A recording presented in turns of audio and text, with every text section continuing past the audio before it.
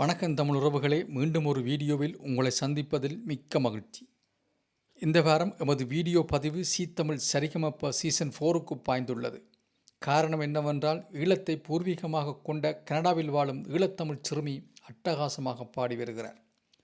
அந்த சிறுமியின் பெயர்தான் யாதவி. தொடர்ந்து நிகழ்ச்சிகள் போவதற்கு முன்பு எமது சேனலுக்கு இப்போதான் வந்திருக்கிறீர்கள் என்றால் தயவு செய்து மறக்காமல் சப்ஸ்கிரைப் பண்ணி லைக் பண்ணி உதவுங்கள். ஏனெனில் நீங்கள் தருகின்ற பேராதரவு தான் எம்மை வளர்த்து செல்ல உதவியாயிருக்கும். சரி, வாருங்கள் நிகழ்ச்சிகள் போகலாம். இந்த வாரம் தமிழ் சரிகமப்பாவில் ரெட்ரோ ரவுண்ட் சுற்று நடைபெற்றது. இந்த சுற்றில் போட்டியாளர்கள் பலரும் சிறப்பாக பாடி வருகின்றனர்.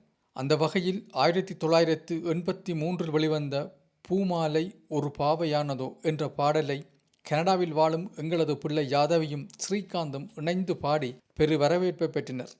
2 சிட்டுகளும் மேடையிலே ஆடி பாடினர். பாடல் பாடும்போது ஸ்ரீகாந்த் இடையிலே ஓரிடத்தில் கொஞ்சம் சறுக்கினாலும் யாதவி பின்னி படலெடுத்து விட்டார். பாடல் நிறைவுற்று நடுவர்கள் கருத்து சொல்லும்போது முதலில் ஸ்வேதா மோகன் கருத்து சொல்லும்போது, பாடலின் முழுமையும் சூப்பராக பாடினீங்கள், நாங்கள் உங்கள் பாடலை என்ஜாய் பண்ணினோம் என்றார்.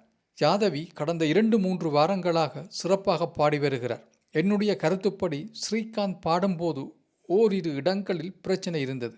ஆனால் 2வது இடத்தில் அவன் சிறப்பாக பாடினான். யாதவி, பாடல் முழுக்க உன்னுடைய இடமெல்லாம் சிறப்பாகவே இருந்தது.